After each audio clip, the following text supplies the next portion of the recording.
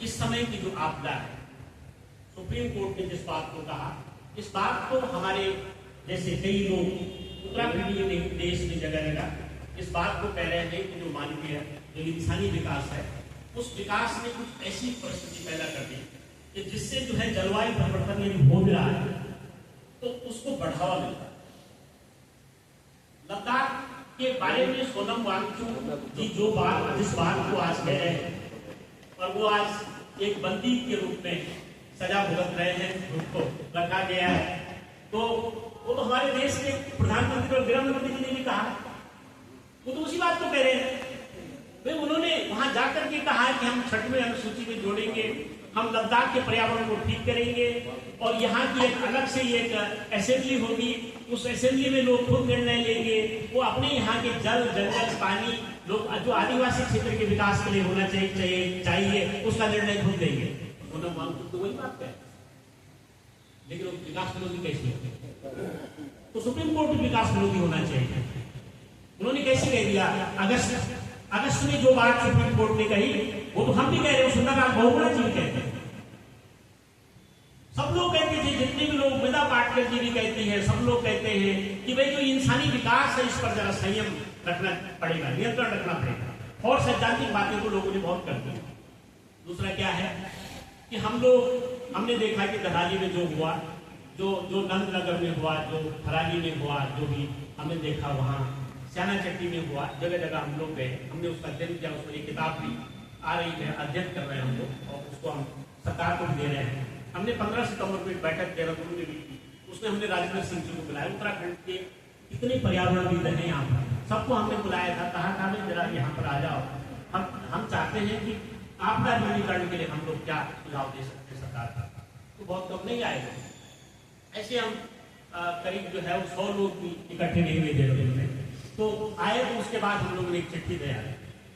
तो उसमें जो लोगों का कहना है, जो हम लोग क्या कर सकते हैं इस समय, हम लोग इस समय ये कर सकते हैं कि हमारा एक अनुभव है, जलवायु परिवर्तन को रोकने के लिए एक अहम बात है ये कि जहां जहां पर 5 मीटर तक चौड़ी सड़कें थी वहां लैंडस्लाइड हुआ ही नहीं।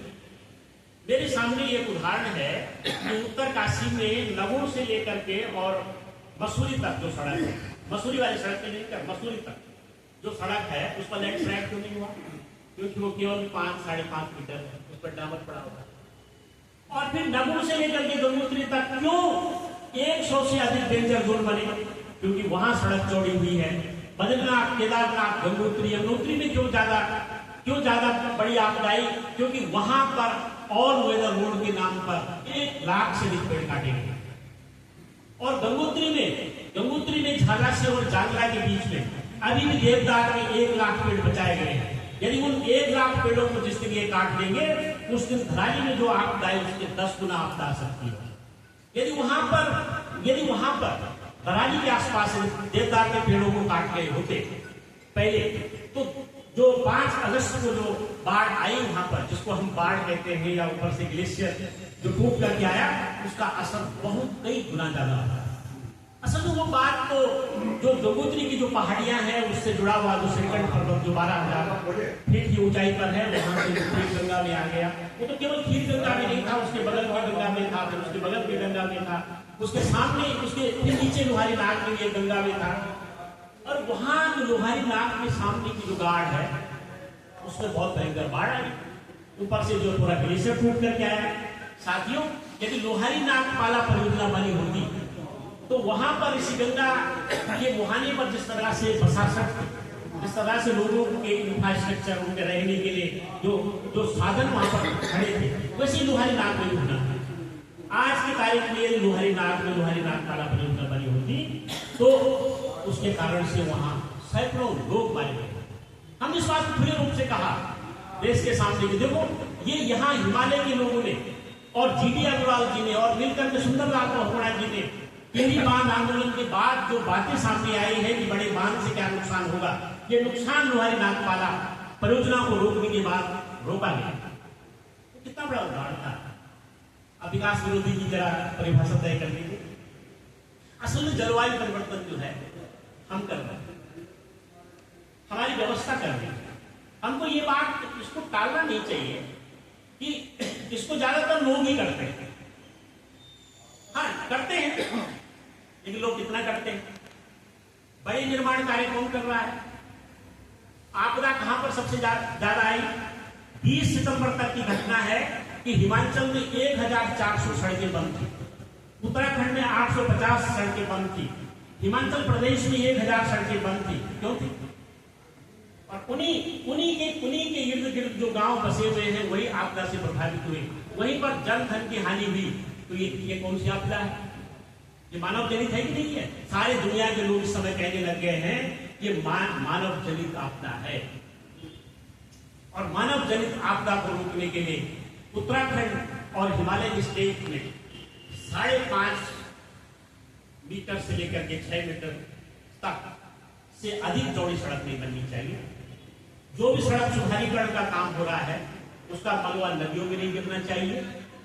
जो ग्लेशियर से जो गाढ़ गडेरे आ रहे हैं, जो ग्लेशियर वाले जो गडेरे हैं, जो भागीरथी में, अलकनंदा में, मंदाकिनी में जो मिल रहे हैं, उन गडेरों को मुहाने पर लोगों को मत बसाओ। हमारे प्रदेश के मुख्यमंत्री ने इसकी पहल जरूर की, आपदा के दौरान कहा कि हम नहीं, लेकिन फिर से बसने के प्रमाण पत्र दिए जा रहे हैं। तो उसका जो कागज पत्र होते हैं आजकल भी तैयार होने लगे हैं। धराली में फिर से बसने की उसी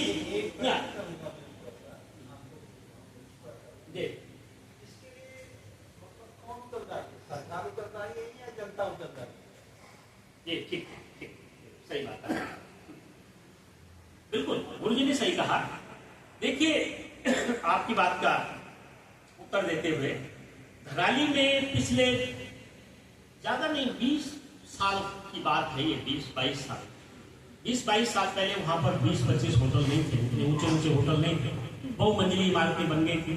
वहां गांव बगल में था, खीर गंगा के उस तरफ बाईं ओर था, तो वहां पर कुछ घर तो अभी बचे हुए हैं, लेकिन वो जगह ज्यादा ध्वस्त हो गई जो लोग जहां पर लोगों ने अपने घर बनाए। नदी का मुहाना रोक दिया और मुहाने को अपनी होटल की दीवार से बिल्कुल। और ऐसे यही स्थिति हमने श्याना चट्टी में भी देखा। श्याना चट्टी में जो ऊपर से जो गाड़ का बलुआ जो बह करके आया, उससे जो नदी के किनारे लोग बसे हुए उन्होंने किया।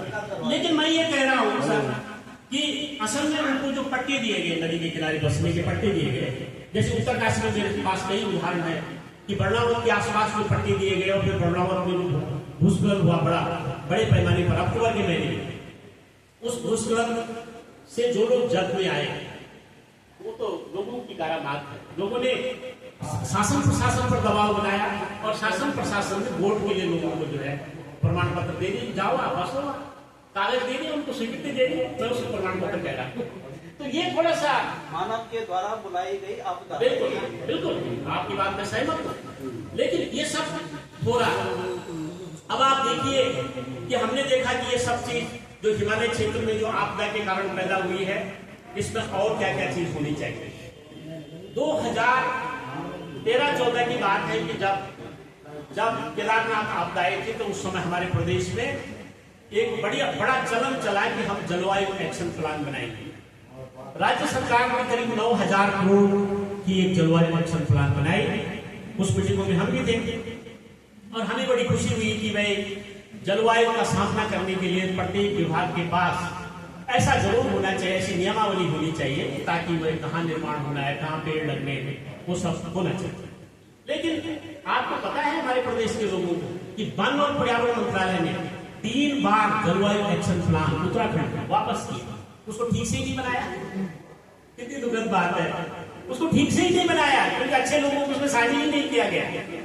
उसमें जो है बाहर से लोगों को बुलाए गए कंसल्टेंट, उनको कहा कि आप बनाइए और फटाफट नीचे भेज दिया, उन्होंने फिर वापस भेज दिया, फिर नीचे भेज दिया, फिर वापस भेज दिया, फिर ऐसा करके वो चलता।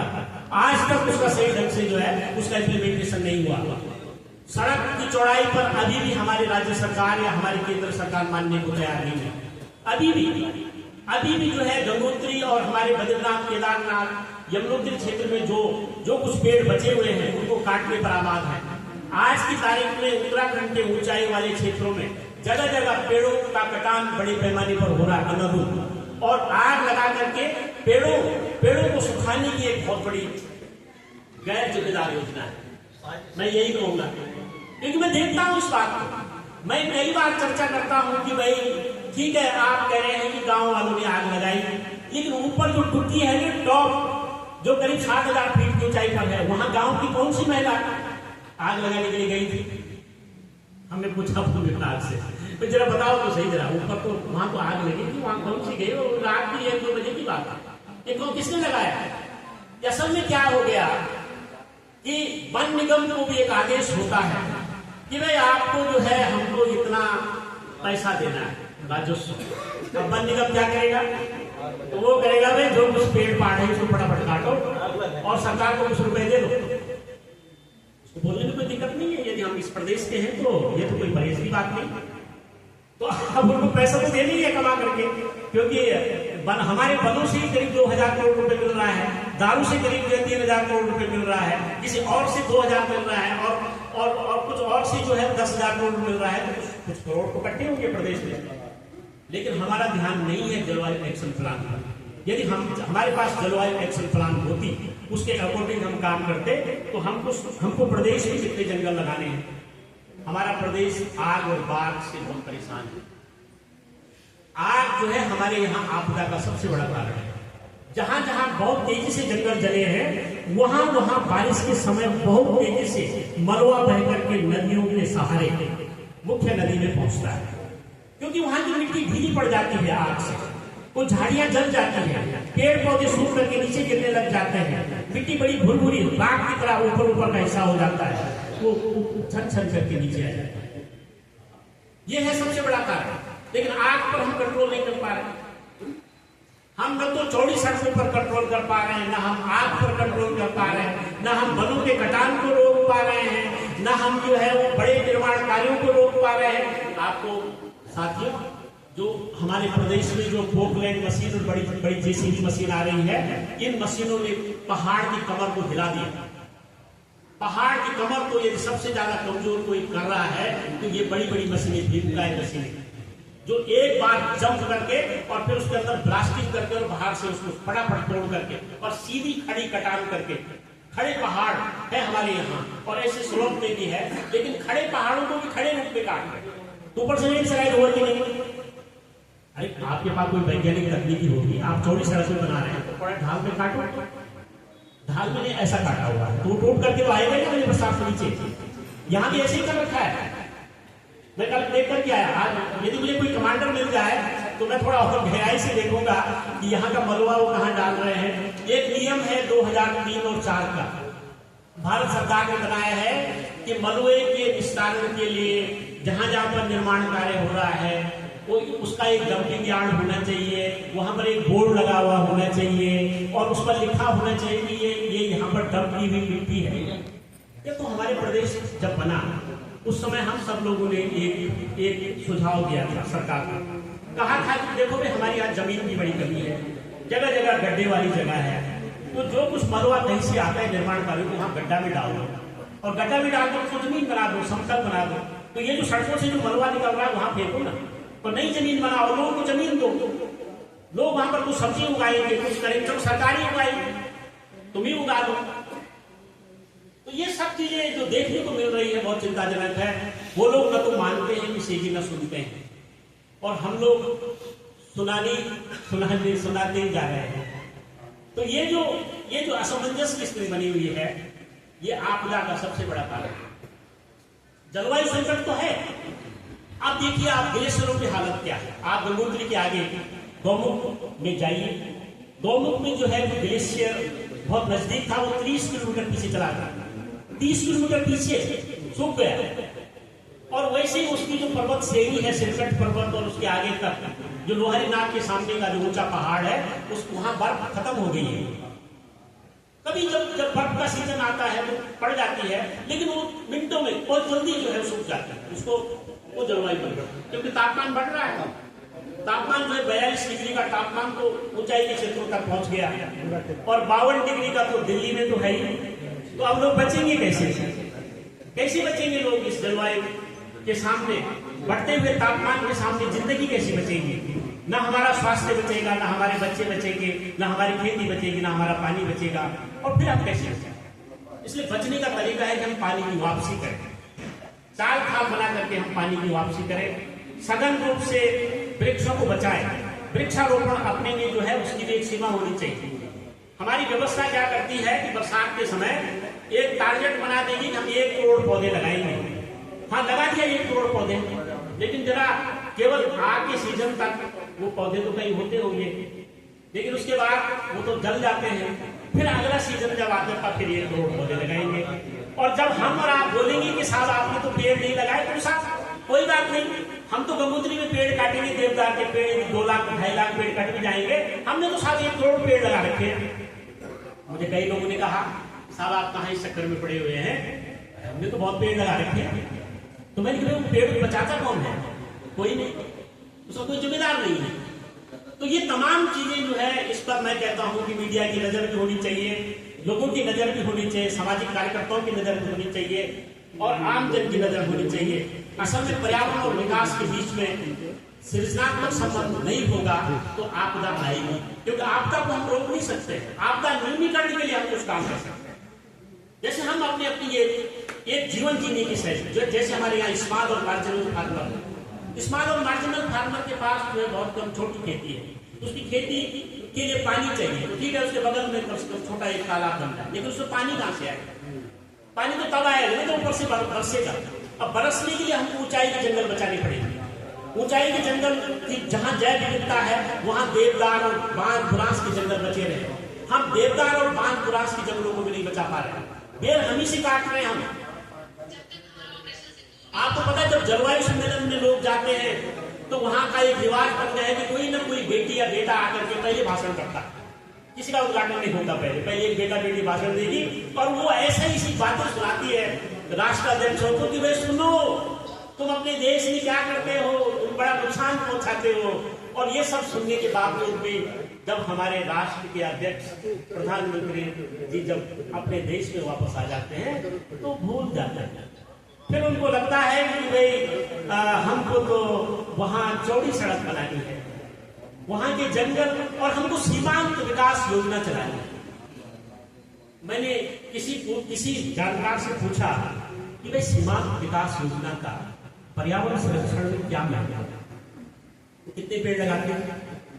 कि नहीं, वो तो कंप्यूटर का प्रशिक्षण देते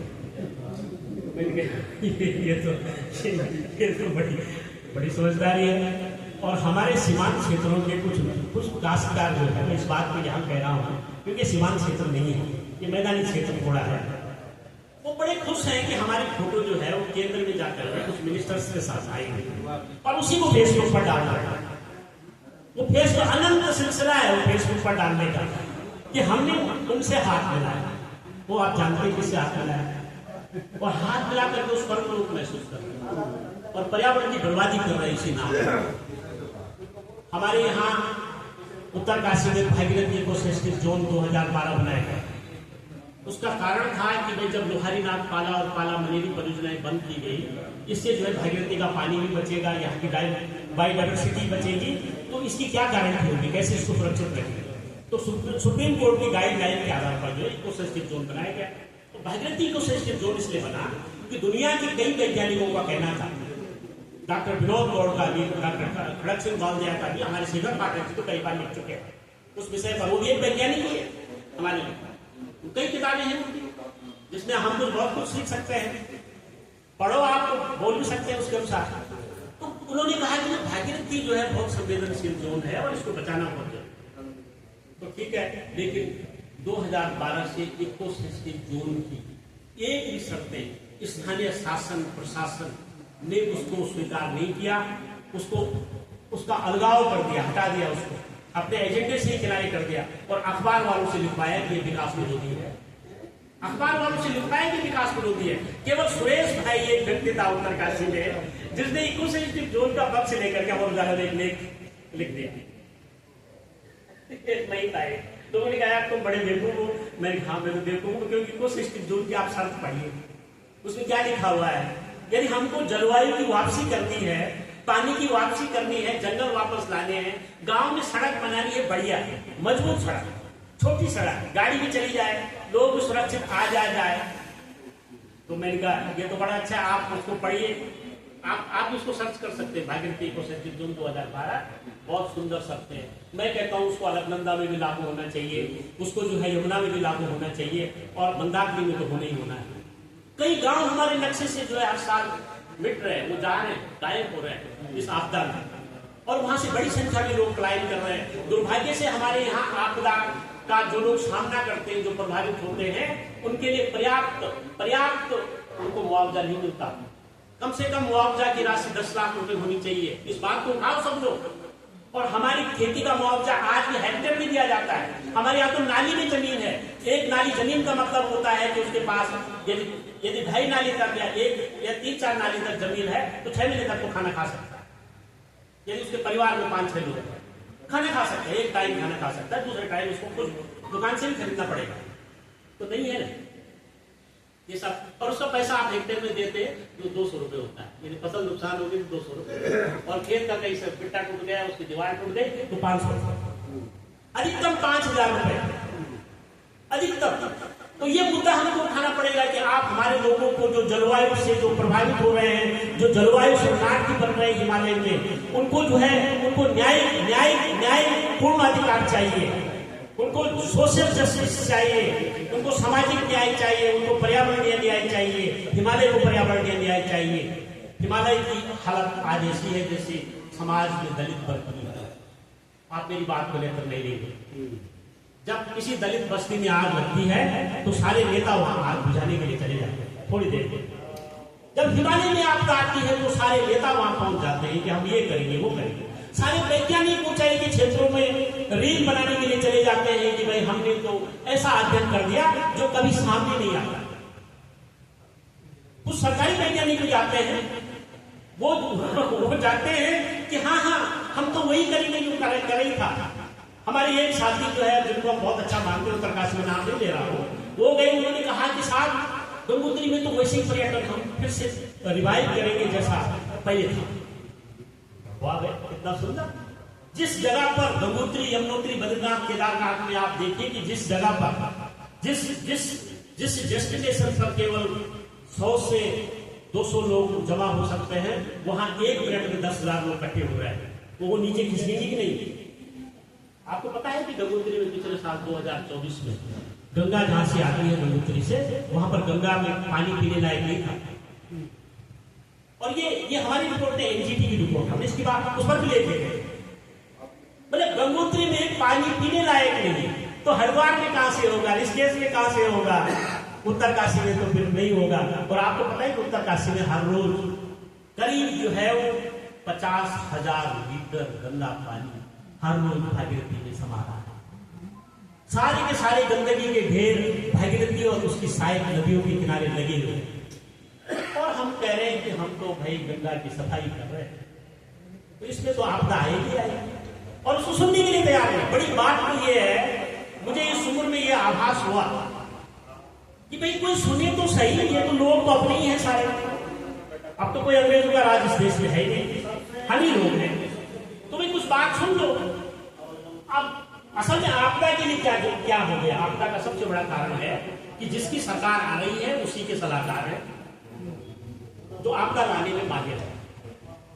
सीधी बात है, सही बात। उन्हीं को ठेका दिया जाता है, उन्हीं के पत्रकार भी, उन्हीं के लोग भी, और वही जो है अपनी बात को कह करके बस उतने सीधी है। वो कभी नहीं चाहेंगे कि अरुण मुखसाल जी जैसे सामाजिक चिंतक और पर्यावरण के प्रति सोच रखने वाले शेखर पाठक जी, राधा बहन जी, चंडी प्रसाद भट्ट जी, सुंदरलाल बहुगुणा के साथ लोग जो रहे उनको बुलाया जाए, या बिहारी लाल जी ने जो काम किया छोटी पनबिजली का, उससे सीख लिया जाए। कभी नहीं बुलाना चाहिए, क्योंकि उनसे पैसे नहीं मिलेगा। भाई बड़ा निर्माण कार्य होगा, ऑल वेदर रोड बनेगी तो 12,000 करोड़ आएगी, और छोटी सड़क बनेगी तो 2,000 करोड़। इससे क्या होता है? ये 100 करोड़ में क्या किसी क्या पड़ता है हमारा? इसीलिए बात है। देखो, यदि हमको न्यायपूर्ण बात करनी है, असली बातों से अपनी बचना। लेकिन यहाँ पर एक प्रश्न है कि इस विकास को मांग कौन रहा है? ये थोप रहे हैं या हम मांग रहे हैं? नहीं, इस विकास का एक बिल्कुल आपने बोली सही बात कहा। देखो, इसका एक गिरोह है, तो इसमें कुछ लोग शामिल है जो ये हम तो नहीं मांग रहे, ये थोप रहे। इसका एक समूह है, ऊपरी स्तर पर एक समूह है तो इसी की चर्चा करता है।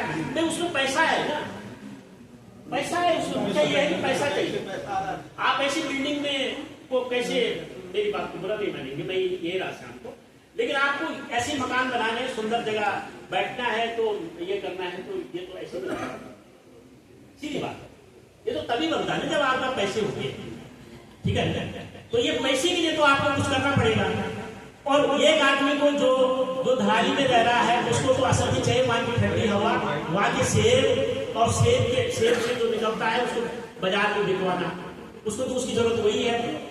और वो हम सही से नहीं कर पाते। वो भी हम किसी बड़ी कंपनी को, बड़ी पूंजीपति को वहां का मीडिएटर बना रहा है, मीडिएटर वो ले जा करके वहां पर रस भी बना रहा है सेब का, उसके चटनी भी बना रही है, उसको बेच भी रहा है, और स्थानीय काश्तकार को वही पैसा दे रहा है जो 20 साल पहले मिलता था। काश्तकार उसके बाद भी खुश है साहब, उसके बाद भी खुश है।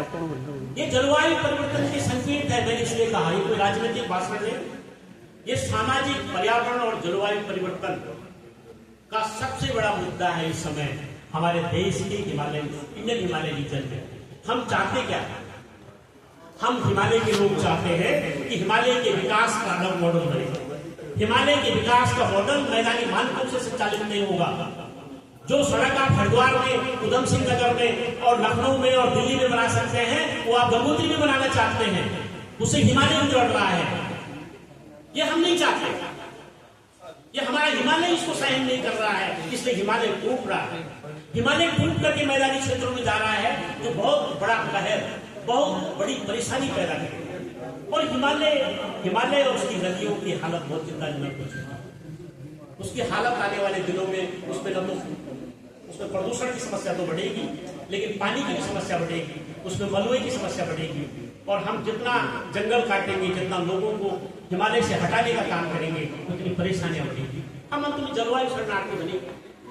तब हम बोलेंगे कि भाई हमने विकास कर दिया। हाँ, कुछ लोगों को जरूर उसका फायदा होगा, ऐसा नहीं कि फायदा देगा, कुछ लोग उसके ऊपर रहेंगे और वो मुआवजे के लिए पैसा मांगते रहेंगे केंद्र सरकार से कि भाई हमको जरा, क्योंकि हमारे तो आवश्यकता 5,000 करोड़ थी, लेकिन उन्होंने दिया 1,200 करोड़ रुपए। और अभी भी देखो, मैं आपको बता रहा हूँ कि श्यामा चट्टी में, धराली में और जहां जहां आपदाई है, चाहे छेना घाट में है, चाहे कहीं पर आए, अभी भी काम शुरू नहीं हुआ है, नहीं है सरकार के पास। गवर्नमेंट भी क्या करेगी? गवर्नमेंट का पैसे ही नहीं है। और तुम कितनी भी घोषणा कर दो, झूठी घोषणा जलवायु परिवर्तन के नाम पर, पैसे ही नहीं है। तो जब पैसा नहीं है तो जलवायु न्याय कहां से मिलेगा? शराब के लिए पैसा कहां से आ रहा है? शराब के लिए पैसा नहीं आ रहा, शराब में तो पैसा आ रहा है, वो कहां से आ रहा है? शराब प्रत्येक हाँ, प्रत्येक जो पीता है उसके लिए। हाँ, वो बिल्कुल सही बात है। तो हम कहते हैं कि हिमालय में शांति चाहिए। हिमालय को जो अशांत बनाने वाले जो कारक है उनको हमको रोकना पड़ेगा। हिमालय में जो हिमालय की बायोडायवर्सिटी है उसको बचाने के लिए हमको मिलकर के प्रयास करना पड़ेगा। राष्ट्र समाज को संवाद करना पड़ेगा ईमानदारी से। उसके जो तौर तरीके हैं हमको हिमालय विकास का मॉडल बनाना पड़ेगा। हम कहते हैं कि उत्तराखंड में कब हमने तो हिमालय दिवस अनिल जोशी जी के आश्रम इसलिए शुरुआत की थी 2010-11 में, उसमें नहीं था, हम ही लोग थे उसके मुख्य। और मैं 5-6 साल तक देहरादून जाता रहा, बाद में उन्होंने हमको नहीं बुलाया।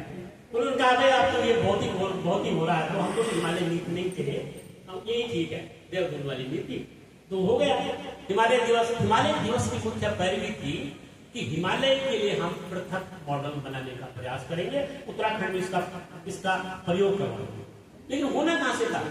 सब लोग अलग थलग हो गए, सब लोग। अब उसका हिमालय दिवस वहां हो रहा, उसका दिल्ली में हो रहा, और फिर हम शाम को जब बैठ रहे हैं तो अखबारों से भी जानकारी मिल रही है कि आज हमने हिमालय दिवस वहाँ नॉर्थ ईस्ट में भी मना, उत्तर पूर्व में भी मना, और उत्तर पूर्व में भी मना, और पश्चिम हिमालय, मध्य हिमालय में बहुत सारे स्थानों पर मनाए, और दिल्ली में भी कुछ लोगों ने मनाया। तो हो गए, उसके बाद घर बैठ गए। हिमालय की चिंता केवल आपदा की समाप्ति तक नहीं होनी चाहिए, उसकी तिथि के बाद नहीं होनी चाहिए। साल भर हिमालय के स्मरण करने की आवश्यकता है। हम लोगों ने हिमालय दिवस इसलिए शुरू किया था कि हम हिमालय की आपदा को कम करवा लेंगे, उसका न्यून करवा लेंगे, बातचीत करेंगे, संवाद करेंगे। टीरी बांध की लड़ाई लोगों ने चाहे जीती तो जीती नहीं, लेकिन टीरी बांध जो है पूर्ण रूप से जो विकास जो है उसका जो स्वरूप हमारे सामने, जिसको उस समय कहा गया कि एग्रेसिव डेवलपमेंट, ठीक है, ये आक्रामक जैसा विकास है, हिमालय पर आक्रमण कर रहा है, तोड़ रहा है हिमालय। तो वो एक संदेश था कि हमको विकास नीति में बदलाव करना है, या छोटे छोटे बांध बन सकते हैं। आपको पता है हमारे प्रदेश में जो है आज की तारीख में 30,000 मेगावाट बिजली बन सकती है, छोटी बन रही है। और हमारे प्रदेश को कितनी बिजली चाहिए? सिर्फ 2,500 मेगावाट बिजली चाहिए, सिर्फ चाहिए 2,500 मेगावाट। और बाकी बिजली को ले सकते हैं, लेकिन हमको नहरों से बिजली बनानी पड़ेगी। हरीश रावत ने और बाकी भी सरकार ने, गोविंद मनोहर जी ने तो बहुत प्रयास किया था, हरीश रावत जी ने भी, कि उन लोगों ने कहा कि हम यहाँ के गार्ड गदेरों से उसको पानी की वापसी भी करेंगे और बिजली भी बनाएंगे, लेकिन नहीं है उसका इम्प्लीमेंटेशन, क्योंकि उसको पैसा नहीं मिलता है। हमको बड़े पूंजीपति को ठेका देना है तो हमको टीवी जैसे यहाँ दर्जनों बांध बनाने पड़ेंगे, उसके लिए जगह उपलब्ध कराई जा रही है, जमीनें बेची जा रही है, बहुमंजिली इमारतें बनाई जा रही है। बहुमंजिली इमारतें आपदा का सबसे बड़ा कारण, वो खिसक रही है नीचे, ऐसी जगह बनी हुई है पहाड़ में, वो कभी भी नीचे जा सकती है। पर्यटन, अनादुल पर्यटन, हम पर्यटन के दौरान मुख्यमंत्री ने एक अच्छी बात कही थी कि हम थोड़ा नियंत्रित करेंगे, संयमित करेंगे। पर वहां क्या है कि 4 धाम में जो हमारे लोग बैठे हुए हैं, उन्होंने कहा साहब हमारा तो मुख्यमंत्री के खिलाफ है यार, धरना है। यहाँ पर हम मुख्यमंत्री के साथ हैं, लोगों ने धरना दे दिया कि साहब नहीं, यहाँ तो लोग जितना आते आने दो जी, किसी को रोको मत यार। तो आपकी बात है वो कि भाई लोग भी तो ऐसे ही, लोग भी कह रहे हैं कि भाई नहीं आने दो, हमारा तो चलने दो भाई, हमें रुपए जो हमारे पास आते हैं उसको कम नहीं होना चाहिए, उसको ये चाहे मरे और जाए हिमालय जहां भी चले जाए, उससे हमारा कोई मतलब नहीं। तो ये है आपका, हमारी बुद्धि हमारे विनाश का कारण न बने। ये हमको जो है हमारा जो विकास है विनाश का कारण न बने, विकास ऐसा हो जिससे आपदा ना हो। हमारा ये संदेश ऐसा विकास हो जिससे आपदा ना हो, जो हमारे आफत का कारण न बने। ये सब चीजें, क्योंकि विकास ही सबसे बड़ा कारण है कि जो आज जगह जगह जो लोगों के घर बाढ़ टूट रहे हैं, ये सब विकास के कारण जो योजनाएं जो चली, उसका जो मलबा जो घरों के ऊपर आने लग गया, जो बाढ़ आने लग गई, वो सबसे बड़ा कारण है। पहले दिखाई दे रहा, आप चले जाओ देख लो ना, आप देख के आ जाओ भाई। आज पूरा हर्षिल गांव डूब रहा है। अब देखो इस साल धराली में जो कुछ हुआ, अगले साल आप देखना हर्षिल का बहुत सारा हिस्सा टूट चुका है। और हर्षिल जो पर्यटन नगरी है, बहुत ही ऐतिहासिक जगह है, एक शहर जैसा है, छोटा सा हिमालय की गोद में, ठीक है ना। जिस शहर की आप बात कर रहे हैं तो हर्षिल अच्छी जगह बनी हुई थी, ठीक है। तो वो सारा जो है खत्म हो रहा है। उसके पीछे की जो गार्ड है, वो गार्ड भी जो है वो हर्षिल की तरफ डूब रही। केवल ये बहुत चिंताजनक है कि हमारे उत्तराखंड में इस समय करीब जो है वो 160 से अधिक लोग मारे गए, उसी में लापता लोग। पूरे हिमालय क्षेत्र में इस बार करीब 1200 लोग मारे गए। पिछले साल भी ऐसे ही करीब 1000 लोग मारे गए। 2023 में करीब 1500 लोग मारे गए। इसमें जो हमारे सैनिक जो सुरक्षा कर्मी हैं, जो हमारी सुरक्षा के लिए तैनात हैं, वो भी बड़ी संख्या में मारे जा रहे हैं। हम इस मीटिंग के माध्यम से एक संदेश तो दे सकते हैं कि हमारे सैनिक जो बॉर्डर पर हैं, उनको भी जो है अपनी एक्शन प्लान बनानी चाहिए, उनको रहना कहाँ है। आपको पता है कि जो दिलगाड़ में जो 7, 8, 9 सैनिक जो दब गए और उनका लापता हो गया, वो ऐसी जगह है कि वे तिलगाड़ में पहले भी आए थे। 1974 में कहते हैं कि लोग नहीं, 1874 में भी आए थे, उस विषय पर लिखा भी था। तो जब वो हमारे सामने उदाहरण है, उसका बजट है, सब कुछ है, पुराना जानकारी है, तो उस जगह पर आप मकान क्यों बना रहे हैं? वहां कम से कम वहां से दूर रहो, तब तो आप लोगों को सिखाएंगे कि भाई यहाँ पर हम भी नहीं रहेंगे, आप भी नहीं रहेंगे, तो लोग भी नहीं रहेंगे वहां पर, तो लोग सुरक्षित जगह पर रहेंगे। असल में हमारी व्यवस्था और हम लोग भी, समाज के लोग भी मिलकर के ये नहीं कर पा रहे कि हम सुरक्षित स्थानों पर लोगों को ले जा सके, क्योंकि सुरक्षित स्थान के प्रति हमारी जो लापरवाही है, निश्चित है कि हम आपदा के शिकार होते रहे। तो ये बहुत सारे कारण हैं, बहुत सारी चीजें तो साथियों ने कह दी है। हमने इस विषय पर मैं आपका ध्यान आकर्षित करना चाहूंगा कि हमने श्री माननीय भूपेंद्र यादव जी को, माननीय मुख्य सचिव जी को और माननीय मुख्य न्यायाधीश जी को, नितिन गडकरी जी को तो मैं 3-4 बार मिल चुका हूँ, और मुख्यमंत्री जी को ये हमने पत्र लिखे। तो हमको लगा कि कोर्ट द्वारा लोगों को लगता है कि आपदा जलवायु परिवर्तन के दौर में हो रहा है, तो आप इसके अंत में एक आदमी एक पत्र का वो कर ले, फोटो ले ले, सामने मांग लो, और इसके अंदर आप लोग हस्ताक्षर कर सकते हैं, तो मैं इसको सब जगह पहुंचा दूंगा। एक मीटिंग हुई और ये बातें वही है इसमें जो आपने कही, आपने कही, आपदा को कैसे न्यूनीकरण, इसका नाम ही है कि 2025 की भीषण आपदा के बाद भविष्य के लिए आपदा न्यूनीकरण हेतु तो आपसे सुझाव पर कार्रवाई करने के आपदा न्यूनीकरण के बाद हमने सरकारी भाषा का इस्तेमाल किया कि चलो भाई तुमको बुरा लगता है तो चलो आपदा न्यूनीकरण ही कर लो, तो कर लो ना। तो ये हमने पत्र में लिखा, उसमें ऐसा कोई है, उसमें मलबे की बात है, जलवायु रक्षण की बात है, बायोडाइवर्सिटी, जंगल नहीं काटने हैं, ग्लेशियर को बचाने के लिए क्या करना है, क्योंकि ग्लेशियर जिस तरह से सूख रहे हैं वो हमारे हाथ में नहीं है। क्योंकि दुनिया में जिस तरह से बर्फानी नदियां, बर्फानी पहाड़, जो चाहे वो समुद्र के पास हो चाहे हिमालय के पास हो, वो बड़ी तेजी से वो पानी में परिवर्तित हो रहा है। समुद्र का बड़ा हिस्सा जो है वो बस्ती की तरह पानी लग गया है, पानी समुद्र का स्तर बढ़ गया और वो सब धीरे धीरे हो रहा है। ये तो हो रहा है बचा, अब इस हलचल में हम अपने को तो बचा सकते हैं ना, तो थोड़ा कुछ साल तो जिंदा रह सकते हैं, उसके बाद पता नहीं क्या होगा, क्योंकि पानी सूख रहा है 2021, पानी को ढूंढना पड़ेगा। ये वैज्ञानिकों के और लोगों का संदेश है। तो साथियों, हम सब इसके लिए इकट्ठे हो, बातचीत करें, संवाद करें। मैंने जो बात कही हो, जो नाराज मत हो, मैं आज में फिर से अपनी श्रद्धांजलि अर्पित करता हूँ, क्योंकि बहन जी ने जो भी परेशानी अपने जीवन में झेली होगी, जो भी उनका काम रहा, कुछ 14वीं पुण्यतिथि पर